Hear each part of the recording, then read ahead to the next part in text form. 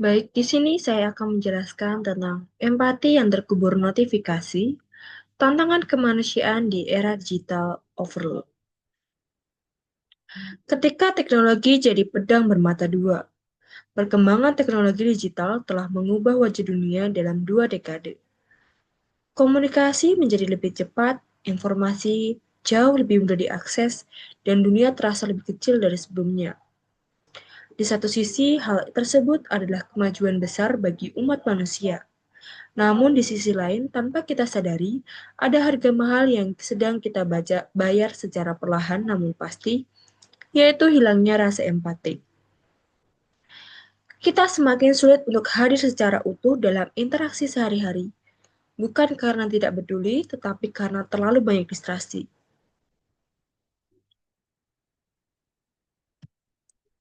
Saat otak kelebihan beban informasi, digital overload adalah istilah yang menggambarkan keadaan ketika seseorang merasa kewalahan oleh volume informasi digital yang diterima setiap hari.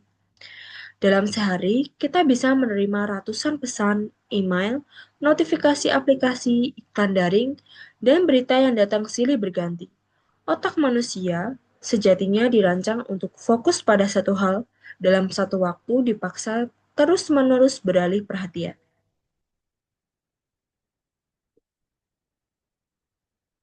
Krisis empati di era serba terhubung. Empati adalah fondasi hubungan antar manusia. Ia tidak muncul sekedar melihat, tetapi dari merasa, meluangkan waktu, mendengarkan tanpa menghakimi, dan memberi respon yang tulus.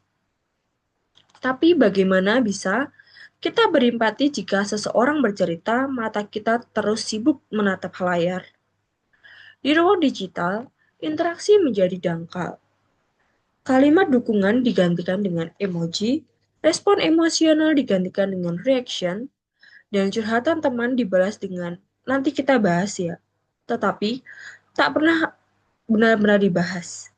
Dalam konteks yang lebih luas, krisis empati ini bahkan mempengaruhi cara kita menyikapi isu-isu kemanusiaan. Tragedi kemanusiaan menjadi sekedar konten yang lewat di feed. Kita peduli sebentar, lalu kembali pada video lucu berikutnya.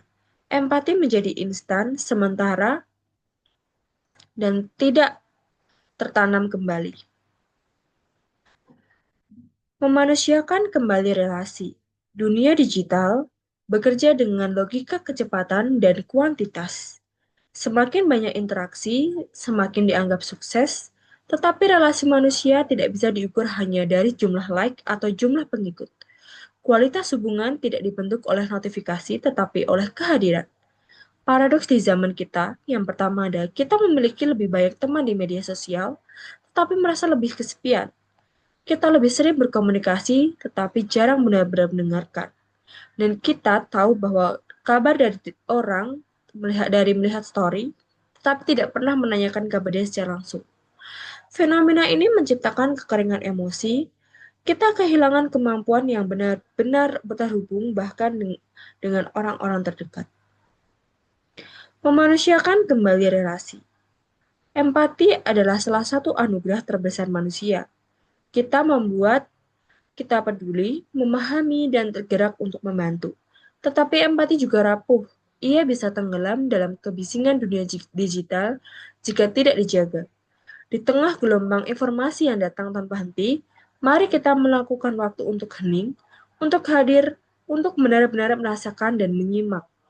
Karena dunia ini tidak kekurangan teknologi, tetapi kekurangan manusia yang benar-benar hadir untuk manusia lain.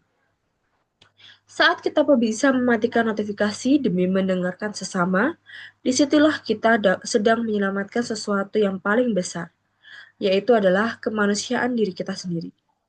Sekian dari saya, terima kasih.